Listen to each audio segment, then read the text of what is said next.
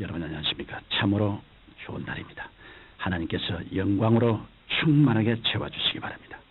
저는 오늘 요한복음 3장 6절로 8절의 말씀을 가지고 하나님이신 성령님이란 제목으로 은혜를 나누고자 합니다. 우리 개개인의 신앙생활이나 크고 작은 하나님의 복음 사업을 하는 데 있어서 성령님의 역사는 없어서는 안 될 절대적인 요소입니다. 성령께서는 먼저 이 세상에 오셔서 죄에 대하여, 의에 대하여, 심판에 대하여 세상을 책망하심으로 예수 그리스도 앞으로 사람들을 이끌어 주십니다. 또한 성령께서는 택한 사람들로 하여금 예수님을 구주로 믿어 거듭나게 하사 하나님의 자녀가 되게 해주십니다.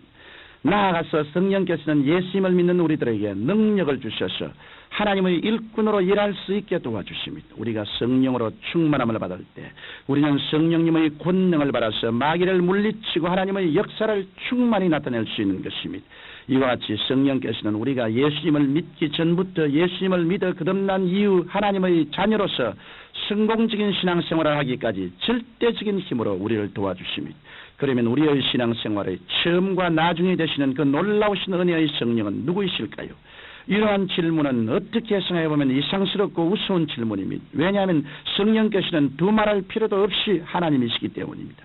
그러나 우리는 오랫동안 성령을 불이니 바람, 물, 기름 또는 비둘기 등의 무생물이나 비인격적인 비유로 가르침을 받아왔기 때문에 우리는 성령님에 대한 우리의 신앙 태도에 중대한 잘못을 저지를 수 있습니다. 우리는 성령님을 하나님으로 인정하고 환영하고 모시드리며 의지하지 않고 단지 하나님께로서 나오는 능력으로만 잘못 생각할 수 있었던 것입니다. 그러나 성령님을 한낱 하나님의 영원하신 능력으로 받아들이는 생각은 전혀 잘못된 것입니다. 그러므로 우리는 성령께서는 하나님이시며 비인격적인 어떤 능력이 아니라 인격을 가지신 분이라는 것을 분명하게 알아야만 합니다.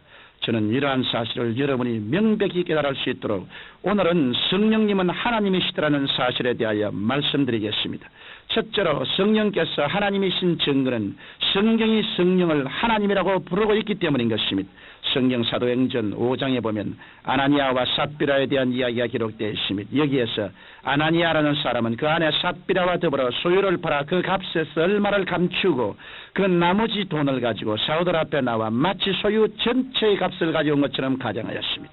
그때 사도 베드로가 성령에 충만하여 다음과 같이 아나니아를 꾸짖었습니다. 아나니아야, 어찌하여 사란이 내 마음에 가득하여 내가 성령을 속이고 땅값 얼마를 감추느냐? 땅이 그대로 있을 때에는 내 땅이 아니며 판후에도 내 임의로 할 수 없더냐? 어찌하여 이 일을 내 마음에 두었느냐? 사람에게 거짓말한 것이 아니요 하나님께로다. 이처럼 사도 베드로는 성령을 속인 것이 곧 하나님을 속인 것이라고 말하므로 성령은 하나님이시라는 것을 증가하였습니다. 또한 신약 성경에 인용된 구약의 말씀 중에서 구약 성경에는 여호와의 말씀으로 기록된 것을 신약에서는 성령의 말씀으로 인용한 곳이 있습니다. 예를 들어보면 구약 이사야 6장 9절에 여호와께서 가라사대 가서 이 백성에게 이르기를 너희가 듣기는 들어도 깨닫지 못할 것이요 보기는 보아도 알지 못하리라고 한 말씀이 신약 사도행전 28장 25절 이하에 인용되었을 때는 성령께서 말씀하신 것으로 기록되어 있습니다. 즉 구약의 여호와의 말씀이 곧 성령의 말씀이라는 것을 보여줌으로써 성령님은 삼위일체 하나님의 한 분이심을 명백히 알게 해주고 있는 것입니다. 이와 같이 성령님께서 하나님이시라는 사실은 성경이 확실히 증가하고 있습니다. 둘째로 성령께서 하나님이신 증거는 성경에서 성령님을 성부 하나님, 성자 하나님과 동등하게 여기고 있기 때문인 것입니다. 성경 마태복음 28장 19절에 그러므로 너희는 가서 모든 족속으로 제자를 삼아 아버지와 아들과 성령의 이름으로 세례를 주라고 말씀하셨습니다. 여기에서 예수님은 친히 성령님을 아버지와 아들과 동등한 하나님의 반열에 세워놓으시므로 성령께서 분명히 아버지와 아들과 동등한 권세와 능력과 영광을 가지신 하나님이시라는 것을 조금 더 의심할 여지 없이 확정하셨습니다. 또한 성경에서는 성령님을 하나님의 성령, 그리스도의 영 혹은 보혜사라고 부르심으로 성령께서 성부와 성자 하나님과 동등하신 하나님이심을 보여주고 있습니다. 성경 요한복음 14장 16절에 내가 아버지께 구하겠으니 그가 또 다른 보혜사를 너에게 주사 영원토록 너희와 함께 있게 하시니라고 말씀하고 있습니다. 이 말씀이 가르치는 바를 살펴보면 예수님께서는 친히 자신을 가리켜 처음 보혜사라 칭하시고 자신이 성천하신 후에 대신 오실 성령을 다른 보혜사라고 부르신 것입니다. 그런데 여기에서 다른 보혜사의 다른이란 말은 헬라어로는 알로스라고 쓰이는데 그 뜻은 종류와 성질이 똑같은 것의 다른 것을 의미합니다. 그러므로 예수님께서 다른 보혜사라고 말씀하신 성령님은 사실에서는 예수님과 동일한 인격과 동일한 목적을 가지시고 예수님을 대신해서 예수님 이름으로 일하시는 동일하신 보혜사신 것입니다. 이와 같이 성경은 성령님을 성부 하나님, 성자 하나님과 동등하신 하나님으로 명백히 말씀하고 계십니다. 셋째로 성령께서 하나님이신 증거는 성령께서 하나님의 속성을 모두 가지고 계시기 때문인 것입니다. 오직 하나님만이 영원하시고 전지하시고 전능하시며 무소부지하신 속성을 지니고 계신데 성령께서는 이 모든 하나님의 속성을 다 갖고 계신 것입니다.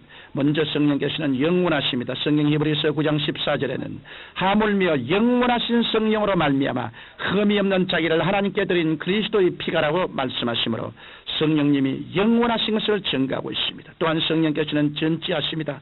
고린도전서 2장 10절에 성령은 모든 것 곧 하나님의 깊은 것이라도 통달하시느니라고 말씀하고 있으므로 성령께서는 전지하신 하나님이십니다. 나아가서 성령께서는 전능하십니다.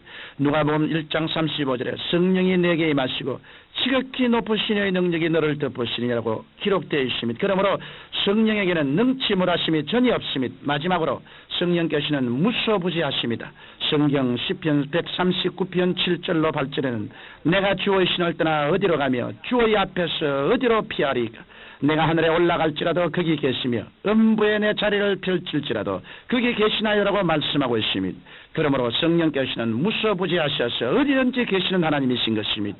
이와 같이 성령께서는 영원하시고 전지전능하시며 무소부지하심으로 삼위일체 되신 하나님이십니다. 성령께서는 성부와 성자 하나님과 함께 의미하시고 거룩하시며 영광스러운 하나님이신 것입니다. 청취자 여러분, 성령님은 하나님의 어떤 능력이나 영적 힘에 불과한 것이 아닙니다.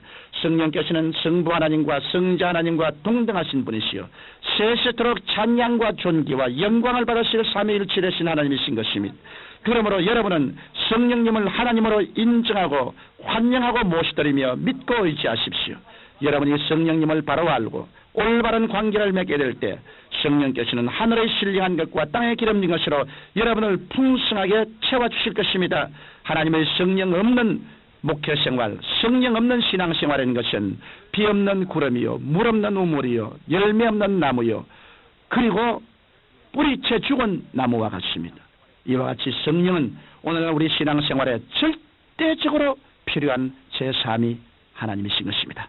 아버지는 보좌에 계시고 예수님은 보좌 우편에 계시지만 성령님은 우리 속에 계시고 우리와 함께 계시고 우리 위에 임하셔서 우리와 함께 활동적으로 역사하는 하나님이신 것입니다.